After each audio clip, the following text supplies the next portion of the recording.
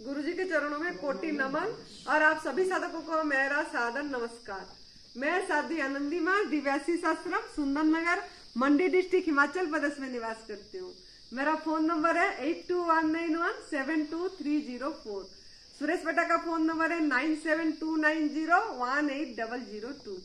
तो काफी साधकों का फोन आ रही थी मेरे पास, निर्जला के ऊपर वीडियो बनाइए, निर्जला उपवास कैसे खोलेंगे उसका भी वीडियो बनाइए।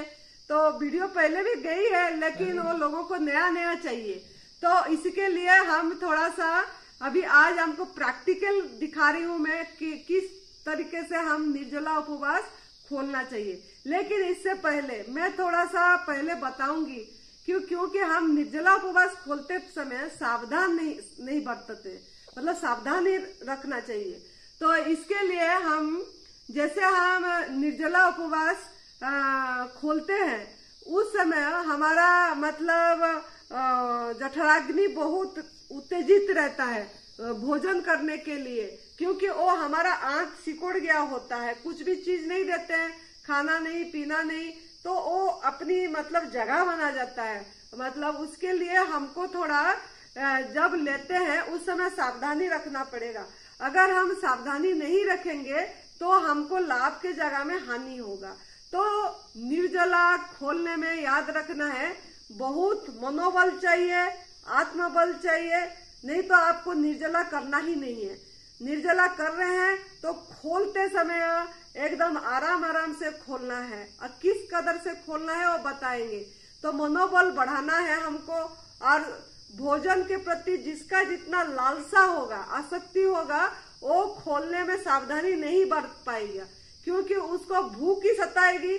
तो थोड़ा सा भी लिए तो उसके बाद एकदम जैसे ही डालते हैं, जैसे जठराग्नि में जब घी डालते हैं, मतलब हवन कुंड में जब अग्नि को प्रज्वलित करने के लिए घी डालते हैं, घी का आहुति देते हैं, तो और वो प्रज्वलित हो जाती है, जैसे ज्यादा जोर जलती है। ऐसे ही हमारा ये पेट रूपी हवन कुंड है, ये हमारा पेट एक हवन कुंड है, इसमें हमारा जठराग्नि बैठे रहते हैं।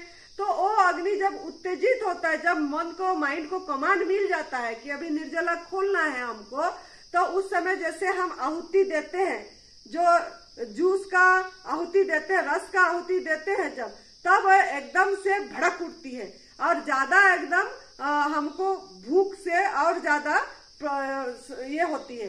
तो इसके कारण इसके लिए सावधानी बरतना है, क्योंकि जब हम आहार नहीं करते हैं तब हमारा जीवनी शक्ति हमारा मतलब पाचन में नहीं लगती है, तब वो हमारा मतलब हमारा मल निष्कासन में, हमारा विकार निष्कासन में लगती है।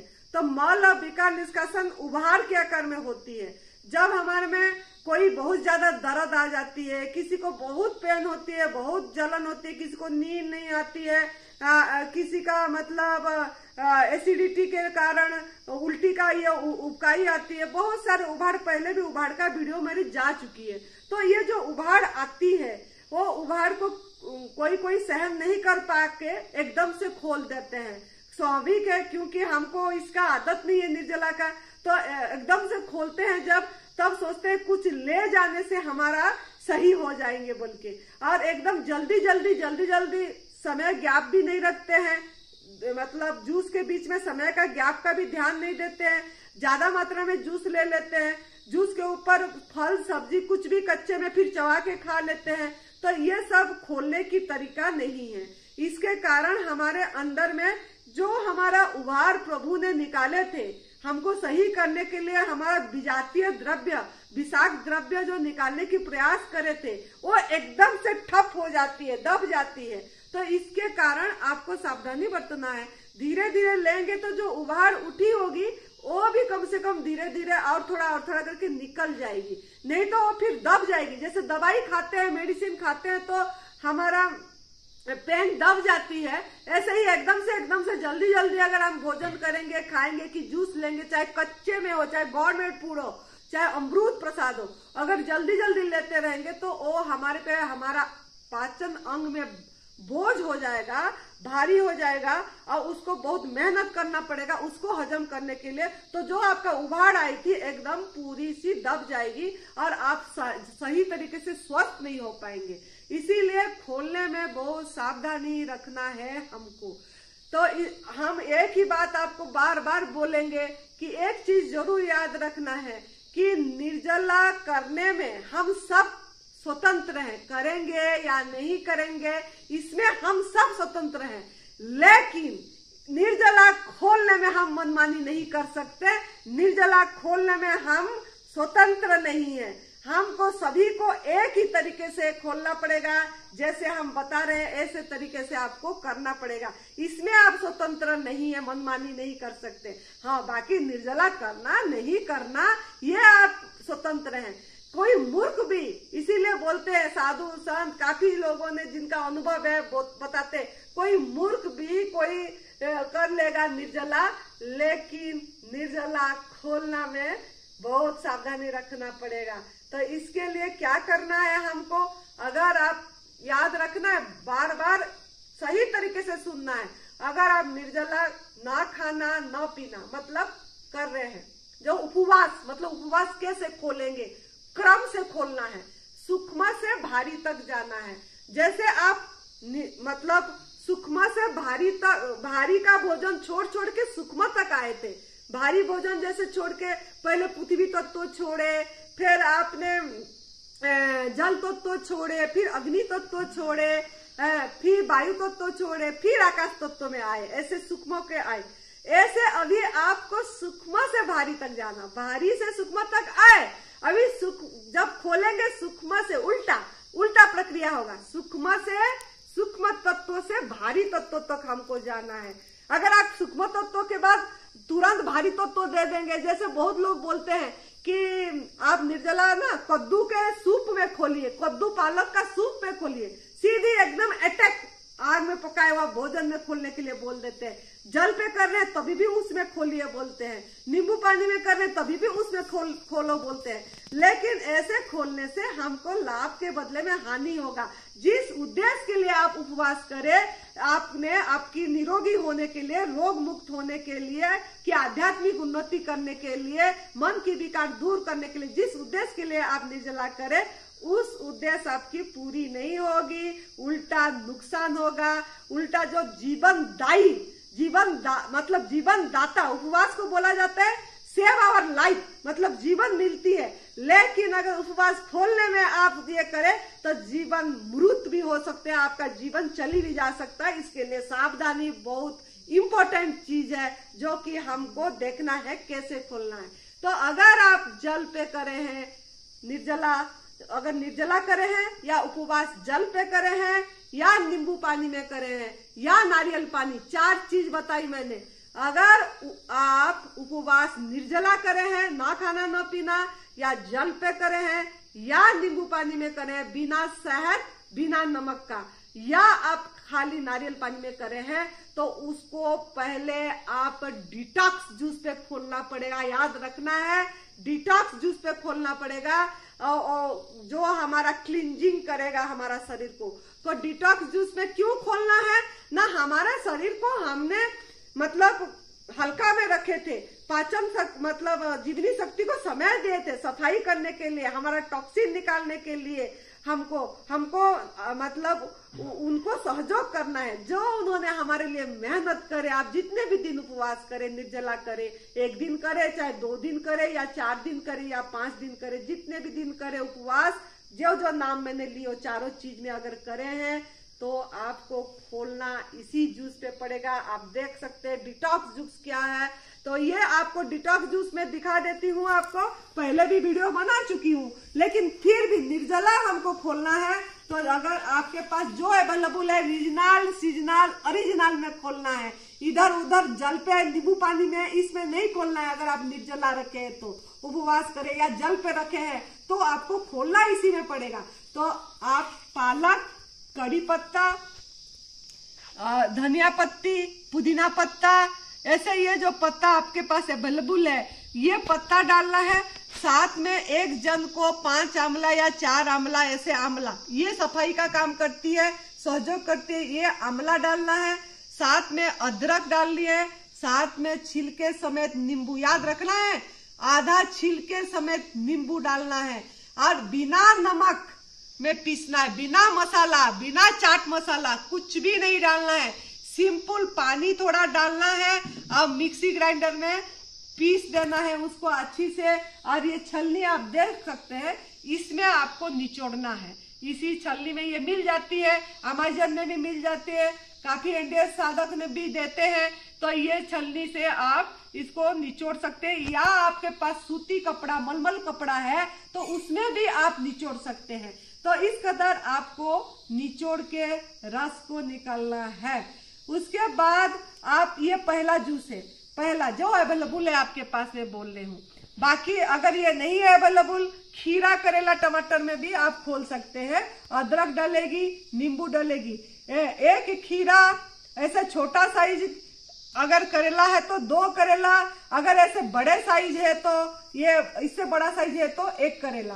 तो इस कदर से 1 खीरा, 2 करेला और 2 टमाटर और 1 नींबू का, जितना आपको जरूरत है नींबू का, आधी या 1 नींबू, और अदरक डाल के इसको भी पानी डाल के पीस के निचोड़ना है। ये जूस ले सकते हैं। या आप खाली टमाटर भी पानी के साथ मिला के करना है, भारी नहीं करना है, इसको पतला करके लेना है, तभी पानी बोल रहे हैं हम। तो ये 4-5 टमाटर, 1 जन को पानी, अदरक, नींबू, पुदीना पत्ता डाल सकते हैं और इसको पीस के निचोड़ना है। किसी में भी नमक नहीं पड़ेगी, याद रखना है, ना चाट मसाला पड़ेगी। तो ये ले सकते हैं। या आप ये देख सकते हैं, सबसे बढ़िया, सबसे ताकतदार जूस जो हमारा सफेद पेठा असगढ़ की जूस, ये अल्कालाइन है, सबसे बहुत अल्कालाइन ये है। तो इसको छिलका को उतार देना है। इसको आप देख सकते हैं कितना ताजा है, ये हमारा यहाँ का हिमाचल का ही है। इसमें ये हम अभी हमारा आश्रम का ही है ये। तो ये छिलका उतार के इसको आप काट के इसका बीज निकाल देना है, पीस करके। इसमें अगर आपके एरिया में ठंड है तो अदरक डाल सकते हैं, या आपको सर्दी पकड़ लेता है, ठंडी लगती है ज्यादा, तो आप अदरक और थोड़ी सी काली मिर्च डाल सकते हैं और इसको पीस के निचोड़ लेना है। और ये जूस आप ले सकते हैं बिना नमक के। अगर आपका अदरक वगैरह मतलब जरूरत नहीं है तो सिंपल लेना है, इसमें कोई आंवला नहीं मिलाना है। कोई बोलते हैं इसमें आंवला डाल सकते हैं क्या, इसी सफेद पेठा में आंवला नहीं, आंवला नहीं डालना है। ये खुद ही एक डिटॉक्स जूस है, ताकतदार जूस है। ये तो डबल काम करेगा, ये आंवला भी वही सफाई का काम करेगी, ये भी सफाई का काम करेगी। तो आंवला इसी में मिक्स नहीं करना है, सिंपल आज इट इज इसको लेना है। बाकी हमारा बाकी 4 बता दी, 5वां है छिलके समेत अनार। अगर आप इसको, ये सबसे मतलब बहुत है, ये वाला जिसको ज्यादा हाई कॉन्स्टिट्यूशन है बहुत, ये जूस काम करती है, पहला जूस। तो इसका ये ऊपर के काट देना है, नीचे का काट देना है, इसको सिर्फ छिलके समेत अच्छे से धो के छिलके समेत इसको काट के पानी डाल के, अनार भी पड़ेगी, उसकी बीज भी और छिलका भी, उसको पीस के और पानी डाल के पीसना है और फिर इसी में ऐसे निचोड़ देना है और 1 कप लेना है। मतलब ये जो आप अगर जितना निर्जला रख रहे हैं, ये कप देख सकते हैं आप, इस कप में ये वाला जूस इतनी ही लेना है, इससे ज्यादा नहीं, मतलब 100 ml जैसे हो जाए उतनी जूस लेना है, बाकी आप इतनी ले सकते हैं। लेकिन लेने में कैसा ले, ऐसे नहीं पीना है। प्रभु को सम्मान देना है, परमात्मा को सम्मान देना है। आपने हमको निर्जला करवाए, आपने हमको उपवास करवाए, आपने हमको सहयोग करे इतनी, इसके लिए धन्यवाद देना है। पहले इसको भोग लगाना है, अभिमंत्रित करना है, मंत्र पाठ करके अभिमंत्रित करना है। और उसके बाद इससे थोड़ा सा मात्रा में ऐसे निकाल के थोड़ा कहीं बाहर जमीन पे गिरा देना है, ताकि चींटी मकोड़े कोई भी प्राणी वो प्रसाद ले। मतलब वो इसी के लिए नहीं कि उनको दे रहे, मतलब ये प्रभु के लिए, प्रभु का प्रसाद प्रभु को अर्पण करे, मतलब अर्पण के भाव में उन्हीं का प्रसाद उनको थोड़ा सा निकाल के दे देना है। और उसके बाद आप इसको लेते समय सावधानी रखना है, ये 1 कप कम से कम जितना लंबा निर्जला करे 20 मिनट 15 मिनट। ऐसे भी एक दिन निर्जला करे हो, 2 दिन निर्जला करे हो, कुछ भी, इसको लेने के लिए 15-20 मिनट लगना चाहिए। ऐसे ऐसे करके एकदम से पी के 5-7 मिनट में खत्म नहीं कर देना है। इसको ऐसे लेके फिर इसको थोड़ा रख देना है धन्यवाद दे के, फिर 2 सेकंड बाद 3 मिनट बाद फिर लेके फिर ऐसे रख देना है, हड़बड़ा के नहीं लेना है। तो इसको इस कदर 15 मिनट लगना चाहिए, ताकि आप जो निर्जला करे थे, जो उपवास करे थे, चाहे जल उपवास, चाहे नींबू पानी का उपवास, चाहे नारियल पानी का उपवास, उसको तो उपवास बोला ही नहीं जाता है, ऐसे तो उपवास जल या निर्जला को ही बोला जाता है। तो अगर आप ये करे हैं तो आप किसी भी मतलब इसी को आप ये जूस, ये डिटॉक्स जूस में खोलना है और इस कदर धीरे धीरे करके खोलना है।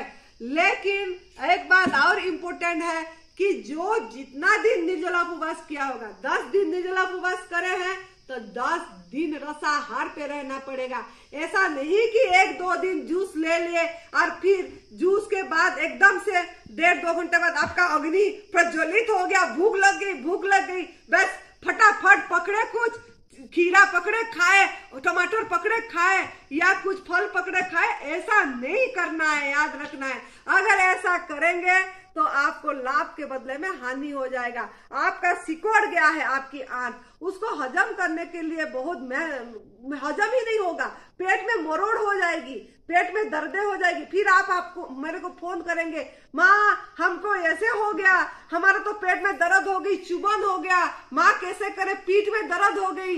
ये बातें बोलते हैं मुझे फोन करके, तभी मैं ये बता रही हूँ। नहीं तो एक दिन जैसे जूस पे रहेंगे, दूसरे दिन तुरंत शाम को आग में पका वाला भोजन शुरू कर देते हैं। बस हमारा निर्जला खुल गया, अब तो बहुत जोर भूख है, बस हमारा उपवास तो बढ़िया हो गया, अब खाना है टपाटप आग में पका वाला भोजन। ऐसे नहीं करना है। अगर आप आग में पका वाला भोजन खाएंगे तो बिल्कुल ही लाभ नहीं होगा, इतनी याद रखना है। इसके लिए प्रोसेस से जाना है, सूक्ष्म आहार से भारी तक जाना है।